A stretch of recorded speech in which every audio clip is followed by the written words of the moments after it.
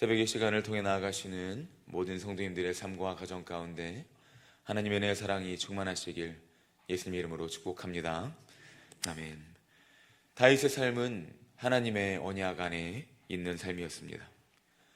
사무엘서의 말씀은 이제 점차 하나님께 버림받았던 사울이 아니라 이제 사무엘서에서 하나님께서 진정으로 말씀하고자 했던 그 인물 다윗에게로 점진적으로 집중되어져 가고 있음을 볼 수 있습니다. 다윗의 삶은 일반적인 삶이 아니었습니다. 그는 특별한 삶이었습니다. 왜냐하면 그는 처음에도 언급했듯이 하나님의 언약 안에 있는 자였기 때문입니다. 다시 말해서 다윗은 하나님의 언약 백성이요 구원받은 자였고, 또한 하나님께서는 이러한 다윗에게 기름을 부으시고 다윗을 통하여서 이 땅 가운데 이스라엘 나라, 곧 하나님의 나라를 세우고자 하셨습니다. 하나님의 언약 안에 있는 자, 구별된 하나님의 사람, 다윗은 바로 그러한 사람이었습니다. 우리 또한 하나님께서 우리를 부르시고 구별된 자로 하나님의 언약 안에 있는 언약 백성으로 부르신 줄로 믿습니다. 한편 다윗의 삶의 현실을 보면 다윗의 삶은 격동의 삶이었습니다. 로마서 8장 28절의 말씀처럼 우리가 알거니와 하나님을 사랑하는 자, 곧 그의 뜻대로 부르심을 입은 자들에게는 모든 것이 합력하여 선을 이루느니라. 아멘. 우리가 이 말씀을 기억해야 되는데, 왜냐하면 다윗의 삶이 격동의 삶이었고 죽을 위험도 수차례 있었고 여러 가지 도저히 이것은 하나님의 사람으로서 볼 수 없는 상황이 많았지만, 그럼에도 불구하고 그의 생명이, 그의 모든 삶이 하나님의 손 안에 있었다 함을 우리가 말씀을 통해 보았고 또 익히 알고 있기 때문입니다. 다윗의 삶은 이처럼 하나님의 언약 안 가운데 아주 잘 나타나져 있습니다. 이러한 다윗의 삶을 오늘 하나님께서 말씀을 통하여 또한 분명히 나타내주고 계십니다. 성도님들, 우리가 구약의 말씀을 들으면서 먼저 잘 알아야 될 사실은, 동시에 우리가 생각하고 묵상해야 할 것은 이 말씀이 지금 은혜 언약 백성인 우리에게도 동일하게 적용되고 나타난다는 사실입니다. 하나님께서 이러한 동일한 은혜로 우리 가운데 역사하고 계시다는 것입니다. 날마다 동일한 말씀 가운데 동일한 은혜로, 동일한 성령으로 우리와 함께 하시는 하나님을 믿으시길 예수님의 이름으로 축복합니다. 오늘 말씀의 내용을 보면은 여느 때와 마찬가지로 블레셋과 이스라엘은 대치 중에 있었습니다.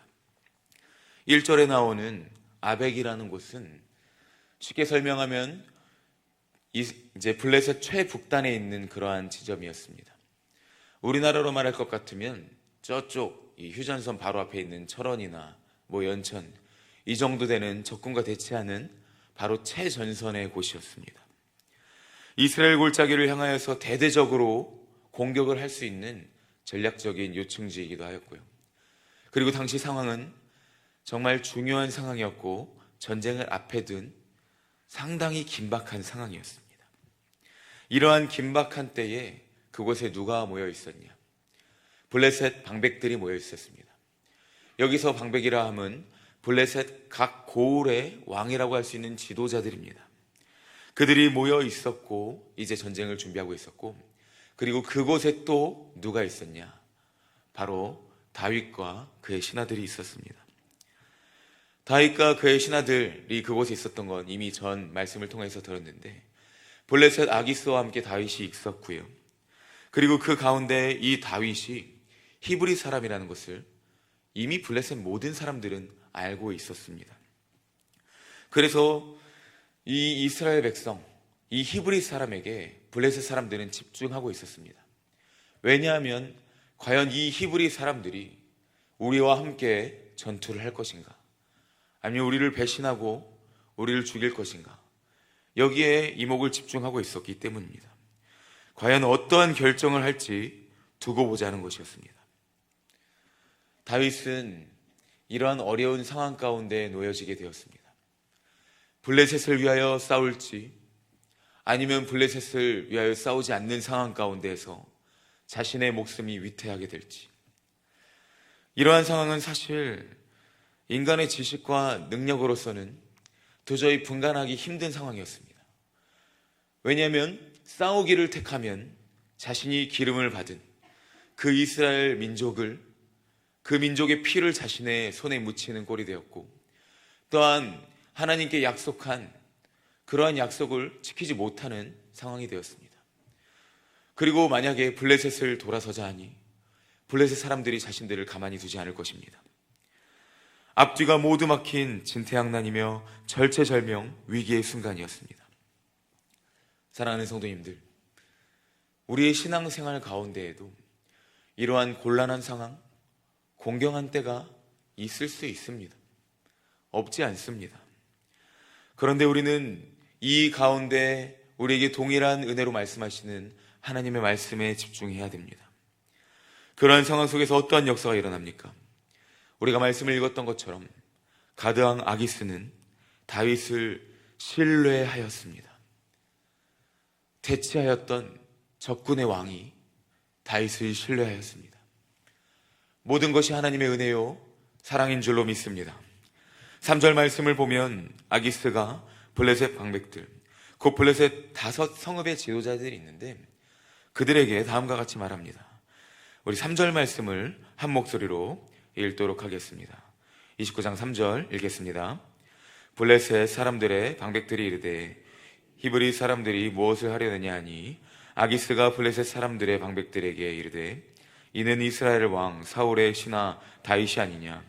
그가 나와 함께 있은지 여러 날 여러 해로 된 그가 망명하여 온 날부터 오늘까지 내가 그의 허물을 보지 못하였노라. 아멘. 하나님께서 아기스의 마음을 감동시키신 줄로 믿습니다.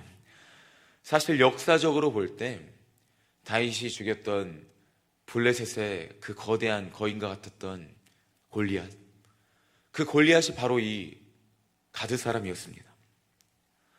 그런데 그러한 골리앗을 죽인 다윗을 오늘 가드왕 아기스가 용납을 합니다.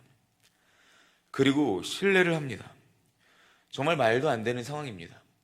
그 다윗과 신하들을 함께하게 하고 자게 하고 먹여 살립니다. 사실 이러한 것은 말도 안 되는 상황인 것 같은데 당시 사회적, 정치적 통념을 보면 이 정치적인 이익을 위하여서 이 자신의 나라를 적대하는 사람들을 관대하게 대하는 그러한 관습도 있었다고 합니다. 관습이 어떠하였든 사회적 통념이 어떠하였든 하나님께서는 그 모든 상황과 환경까지도 사용하시고 그 가운데 역사하셔서 하나님의 언약 안에 있는 그 하나님의 언약 백성, 또 하나님의 사람 다윗을 통하여서 하실 일이 있으셨기에 하나님이 그 모든 환경, 상황, 그리고 가드왕 아기스를 통하여서 은혜로 역사하신 줄로 믿습니다. 날마다 이러한 동일한 은혜로 여기 계신 모든 성도님들의 삶 가운데 은혜로 역사하시길 예수님의 이름으로 축복합니다. 그때에 이러한 상황 속에서 어떠했습니까? 블레셋 방백들이 가만히 있지 않았습니다. 어떻게 그럴 수 있느냐? 그들은 아기스의 기세를 이기지는 못하였습니다. 그들은 다윗을 죽이지도 못하였고요. 어떻게 할 수가 없어서 그래서 아기스에게 요청합니다. 다윗을 정하신 처소로 돌려보내소서. 아기스는 그 말을 수긍하였습니다. 그리고 여호와께서 살아계심을 두고 맹세하며 다윗 안에 악이 있음을 보지 못하였다 고백하면서 남쪽에 있는 시글락닥으로 평안히 돌아가라 그렇게 축복까지 해주면서 다윗을 돌려보냅니다. 하나님께서 다윗을 살리시기 위하여서 아기스의 마음을 이처럼 감동시키셨습니다. 9절 말씀을 제가 한번 읽도록 하겠습니다. 아기스가 다윗에게 대답하여 이르되 네가 내 목전에 하나님의 전령같이 선한 것을 내가 아나. 블레셋 사람들의 방백들은 말하기를 그가 우리와 함께 전장에 올라가지 못하리라 하니 아멘. 어떻게 원수의 왕이, 어떻게 대치하고 있는 나라의 블레셋의 왕이 그 상대방 나라의 사람을, 그리고 상대방 나라의 사람이 자신의 나라에서 가장 유명했던 장수를 죽였다고 하는 그 사람을 이처럼 축복하고 이처럼 평안하게 할 수 있을까요? 세상에 답은 없습니다. 하나님의 은혜요, 사랑임을 날마다 우리는 믿으며 나아가야 됩니다. 우리에게도 공경한 상황, 어려운 상황 가운데에서도 다른 것이 아니라 하나님을 바라보며 날마다 하나님의 그 은혜를 구하며 바라는 삶의 그러한 믿음이 있어야 하는 줄로 믿습니다. 하나님께서는 이처럼 아기스의 마음을 감동케 하셨습니다. 은혜로 역사하셨습니다. 사랑하는 성도님들, 하나님께서는 구속하신 하나님의 그의 백성을 구원하시려고 하나님의 나라를 세우시기 위해서 이처럼 하나님의 은혜로 모든 상황과 그리고 모든 사람들, 모든 일 가운데 하나님의 뜻대로 은혜대로 역사하시고 개입하십니다. 더 나아가서 우리의 삶을 통하여서 하나님의 뜻을 이루어 가시는 신실하신 하나님이시라는 사실을 믿으시길 축복합니다. 이제 마지막으로 함께 11절 말씀 읽겠습니다. 읽습니다. 이에 다윗이 자기 사람들과 더불어 아침에 일찍이 일어나서 떠나 블레셋 사람들의 땅으로 돌아가고 블레셋 사람들은 이스라엘로 올라가니라. 아멘. 다윗은 이제 평안히 돌아가게 되었습니다. 언약을 이루시는 하나님의 은혜와 섭리, 하나님의 역사하심으로 다윗은 동족의 피를 손에 묻히지 않게 되었습니다. 블레셋 사람들로부터 괴롭힘과 죽임을 당하지도 않게 되었습니다. 우리의 머릿속에 고민과 생각으로는 도저히 어떻게 해결의 방법을 찾을 수 없을 때 하나님께서는 그 모든 것을 그저 하나님의 은혜대로, 그저 하나님의 뜻대로 인도하셨습니다. 이것이 바로 하나님의 은혜요, 살아계신 하나님의 역사하심인 것입니다. 우리 삶 가운데 마찬가지로 하나님께서 그 은혜로, 그 사랑으로 인도하시며 우리 모든 삶이 하나님의 언약 안에 있다면 우리의 삶 또한 하나님의 그 손과 그 은혜와 그 하나님의 사랑 가운데 있는 줄로 믿습니다.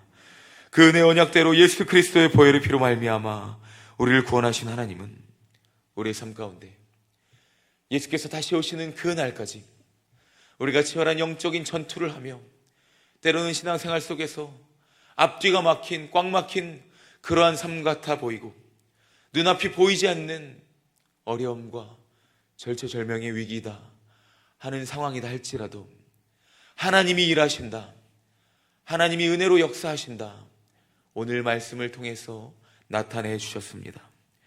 그러므로 우리가 어떻게 해야겠습니까? 오늘 말씀을 통하여 우리가 믿고 깨달아야 될 것은 모든 상황 속에서 다윗을 인도하셨듯이 온전히 하나님을 믿고 신뢰하며 하나님의 뜻과 그 나라와 오직 주의 영광만을 위해 그것만을 바라보시며 그것들을 위해 살아가시는 사랑하는 모든 성도님들 되시기를 예수님의 이름으로 축복합니다. 아멘. 함께 기도하도록 하겠습니다.